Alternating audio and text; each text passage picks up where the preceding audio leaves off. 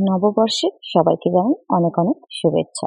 নতুন বছর সবার জন্য খুব ভালোভাবে কাটে। সকালে উঠেই আগে পুজো সেরে নিয়েছি, তারপর রান্না বান্নার জোগাড়ে লেগে পড়েছিলাম। আজকের মেনু ছিল বেশ ছিমছাম।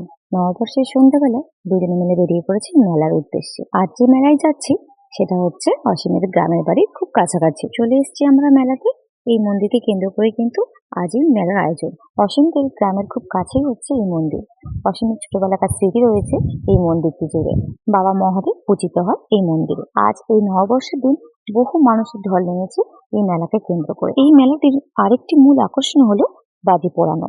একটি মাঠ জুড়ে, যেটির নাম দেওয়া হয়েছে বাজি পোড়ানোর মাঠ, সেই মাঠ জুড়ে চলছে বাজি পোড়ানোর আয়োজন। এতক্ষণ মেলা ঘোরার পর এবার খাওয়া দাওয়ার পালা।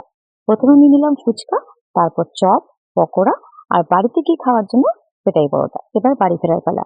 এই মেলাতে প্রথম এসে খুব আনন্দ করলাম। আজকের মতন এখানেই শেষ করছি। দেখা হবে অন্য কোনো ভিডিওতে।